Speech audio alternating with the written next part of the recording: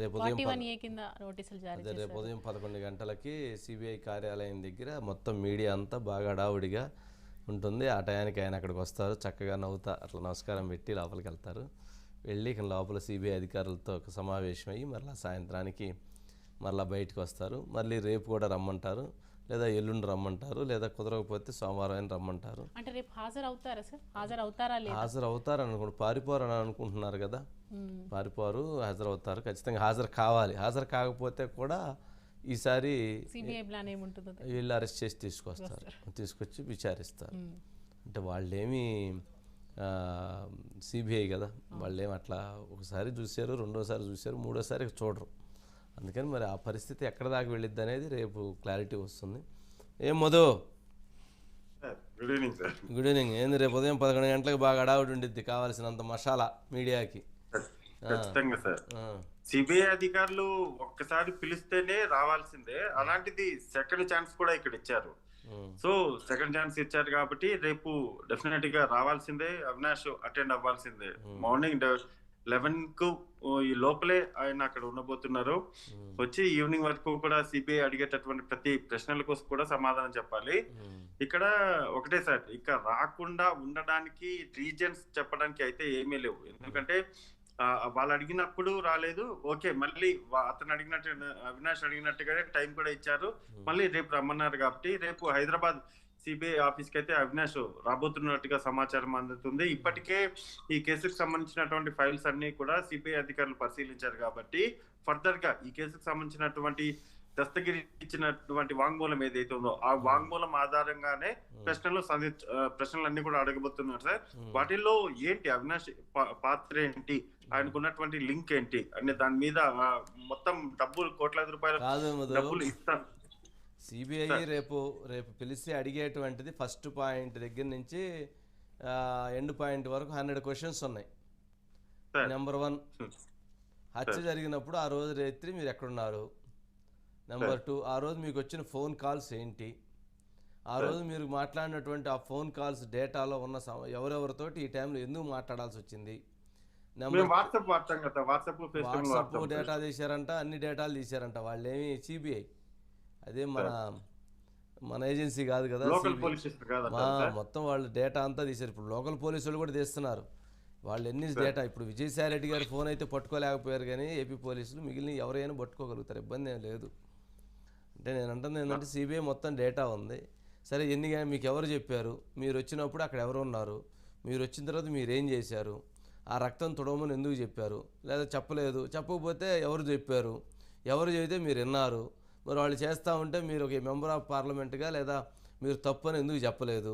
లేదా పొలిటికల్ లీడర్గా మా బాబాయ్ అట్లా చంపితే మీరు ఎందుకు రక్తం తుడిపిస్తారని ఎందుకు చెప్పలేదు? లేదు, అయిపోయింది. మరి రక్తం తుడిచిన తర్వాత కుట్లు ఎవరు వేశారు? ఆ కాంపౌండర్ని ఎవరు పిలిపించారు? కుట్లు ఎవరు వేసారు? వేసేటప్పుడు మరి మీరు ఎందుకు కూర్చొని ఎందుకు చూస్తూ ఉన్నారు? లేదా నుంచొని ఎందుకు చూస్తూ ఉన్నారు? ఎట్లా అడుగుతారు. అదైన తర్వాత సరే, ఆ లెటర్ ఎందుకు పక్కన పడేశారు? అక్కడికి వచ్చిన పోలీసు వాళ్ళని ఎవరు బెదిరించారు? బెదిరిస్తూ ఉన్నప్పుడు మరి మీరేం చేశారు? మరి అక్కడి నుంచి లోపలికి వచ్చిన వాళ్ళందరూ బయటికి పొమ్మని ఎందుకు చెప్పి పంపించారు? చివరికి గుండెపోటు అని ఎవరు చెప్పారు? కాలు జారి పడ్డారని ఎవరు చెప్పారు? లేదా ముందుకి తగిన రక్తస్రావమే చనిపోయారని ఎవరు చెప్పారు? తర్వాత దొంగలు వచ్చి చంపేశారని ఎవరు చెప్పారు? చివరికి అది హత్య అని చెప్పి ఎందుకు దాని హత్య కాదు అని చెప్పి ఎందుకు నమ్మించాలని చూశారు? ఇవన్నీ కూడా వాళ్ళు చక్కగా అడుగుతారు. ఇట్లాంటి 100 క్వశ్చన్ల పైన ఉన్నాయట వాళ్ళ దగ్గర. 100 అవినాష్ మన సూపర్ పాయింట్ టైం చూస్తే చాలు సార్, ఆయనకు రేపు ఏమని చెప్పాలని కూడా తెలిసిపోయింది. అంటే నేను అంటుంది ఆయన మీరు ఖచ్చితంగా మీరు అడిగినవన్నీ డెఫినెట్ గా అడుగుతారు సార్, ఎందుకంటే అవి లాజిక్ క్వశ్చన్స్ అవన్నీ కూడా. సో సిబిఐ వాళ్ళు కూడా వస్తుంది, ఇవే కదా మనం అడగాల్సింది అనే డౌట్ కూడా వాళ్ళు కూడా వస్తుంది సార్. అంటే వాళ్ళు అడుగుతారు కదా, మీకు సిబిఐకి లింక్ ఉందని అవినాష్ కూడా అనుకోవచ్చు సార్. మనకే ఆ సిబిఐ వాళ్ళే ఇప్పుడు మాట్లాడట్లేదంటే ఈ కేసు గురించి ఎవరితో. సార్, కానీ మీరు అడిగిన ప్రతి పాయింట్ కూడా వాళ్ళు అడిగే ప్రతి పాయింట్ కూడా ఇంపార్టెంట్ పాయింట్ అడుగుతారు కదా. మరి అడుగుతారు. అసలు ఆ రోజు ఉదయం 4 గంటలకే ఆయన చంపేశారని చెప్పని ఎవరైతే ఆ ఉమాశంకర్ రెడ్డి ఆ పక్కన నలుగురు చెప్తే వాళ్ళ మదర్ గుమ్మం ముందు ముగ్గేసుకుంటా కళ్ళాపు జల్లి ముగ్గేస్తా పక్కన వాళ్ళు చెప్పేసిందంట ఆయన చంపేశారంట అని చెప్పని. ఏది 4:30కే. మరి అప్పటికి ఎవరికి అసలు తెలవని కూడా తెలవదు. మరి అది ఎవరు చెప్పారు? ఈయన దగ్గర పనిచేసే మనిషి అట్లా ఎట్లా చెప్తాడు? మరి వాళ్ళకి ముందే తెలుసా? లేదా తర్వాత తెలుసా? లేదు. ఓకే, అయిపోయిన తర్వాత ఈ ఇష్యూ ఇదంతా అయిన తర్వాత బయట మీడియా అందరూ గుండెపోటు అని ఎవరు చెప్పారు? మీడియాకి ఎవరు రిలీజ్ చేశారు? దాన్ని హత్య కాదు, ఆ గుండెపోటుకి ఎవరు చిత్రీకరించే ప్రయత్నం చేశారు? ఇవన్నీ వస్తాయి తర్వాత. అసలు డబ్బులు ఎక్కడి నుంచి వచ్చినాయి, ఎవరు ఇచ్చారు డబ్బులు, అసలు శివశంకర్ రెడ్డికి ఎక్కడ వచ్చినాయి, మీరు ఎట్లా ఇచ్చారు, లేదా మీకు సంబంధం ఉందా దాంట్లో? లేదంటే లేదు, ఉందంటే ఉంది, లేదన్నప్పుడు లేదని ప్రూవ్ చేసుకోవాలి, ఉందంటే ఉందని ప్రూవ్ చేసుకోవాలి. అంటే ఆయన మనమేమి ఆయన్ని 41 నోటీస్ ఇచ్చినంత మాత్రాన ఆయన దీంట్లో ఖచ్చితంగా సూత్రధారి, పాత్రధారి, అతనే కీలకం లేదా అతనికి సంబంధించిన వాళ్ళే కీలకం అని మనం చెప్పట్లా. కాకపోతే అదే అనుమానితుడిగా పిలిచారంటే 50% అవ్వచ్చు, 50% కాకపోవచ్చు. అయ్యింది అనుకో, కాలేదు అని అనిపించుకోవడానికి వాళ్ళు అడిగినాటికి చెప్పాలి. ఏమోనండి నాకు ఆ టైం అసలు ఏం జరిగిందో తెలియదు, నేను ఆయన చనిపోయిన షాక్లో నేనంతా కూడా బ్లాంక్ అయిపోయి ఉన్నాను అసలు అని చెప్పని ఏదో ఆయన చెప్పాల్సింది చెప్పొచ్చు. వాళ్ళు నమ్మాల్సింది నమ్ముతారు, నమ్మలేదు నమ్మరు, మళ్ళీ అడుగుతారు. మళ్ళీ శివశంకర్ రెడ్డి నా సినిమాలో చూపించినట్టు ఆయన గదిలో ఈయన గదిలో కూర్చోబెట్టి ఆయన క్వశ్చన్స్ ఆయన, ఈయన క్వశ్చన్స్ ఈయన మళ్ళీ అడగొచ్చు, ఏదైనా చెప్పొచ్చు. దస్తగిరి చెప్పినటువంటి అన్నీ మళ్ళీ డేటా తీసుకోవచ్చు.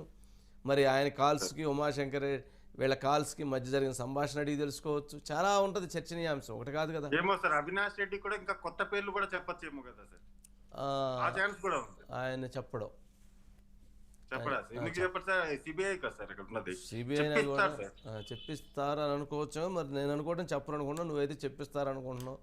మరి చూద్దాం. మరి ఇప్పుడు అవినాష్ కు అంతా ఆయన చేపించాడా లేకపోతే చేపించలేదా, అసలు ఆయనకి ఏమి సంబంధం లేదా అనేది పక్కన పెడితే అయితే ఇది పాయింట్ కరెక్ట్. లేదు నేను కాదు, అసలు పలానా వాళ్ళు చేయించారు, వాళ్ళు ఇదిగో పలానా వాళ్ళు అని కూడా ఆయన చెప్పొచ్చు. ఇప్పుడు నర్రెడ్డి రాజశేఖర రెడ్డి మీద ఎవరు వైఎస్ వివేకానంద కుమార్తె సునీత మీదను వాళ్ళ భర్త మీద ఆరోపణలు చేస్తున్నారు. వాళ్ళు ఆ రోజు హైదరాబాద్లో ఉన్నారు. మరి వాళ్ళ మీద ఆరోపణలు చేసేటువంటి వాళ్ళు కొంతమంది ఉన్నారు. మరి అలాంటప్పుడు ఆయన కూడా అలా ఆరోపణ చేసినప్పుడు దానికి చూపించాలి.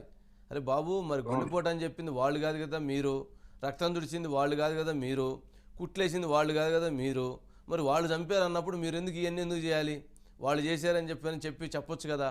అట్లా అడగొచ్చు, అలా కూడా అడగొచ్చు. లేదు, ఓకే మీరు చెప్పినటువంటి ఏదైనా ఆధారం ఉందా, లేదు, మరి ఎట్లా? మరి దస్తగిరి లాంటి వ్యక్తి దాంట్లో కత్తి తీసుకొని 2 గంటల పాటు ఆ మనిషిని నరికిన వ్యక్తి వాడు ఇదిగో ఎట్లా జరిగిందని అతనంతా కూడా చెప్తూ ఉన్నాడు స్టేట్మెంట్. మరి ఆ స్టేట్మెంట్ అంతా చెప్తున్నప్పుడు మరి వాళ్ళ గురించి ఎందుకు చెప్పలేదు దస్తగిరి వాళ్ళు చేయించారని ఎందుకు చెప్పలేదు? మరి దస్తగిరి నోట్లో అప్పటికి నోటీసులో దస్తగిరికి ఉందో లేదో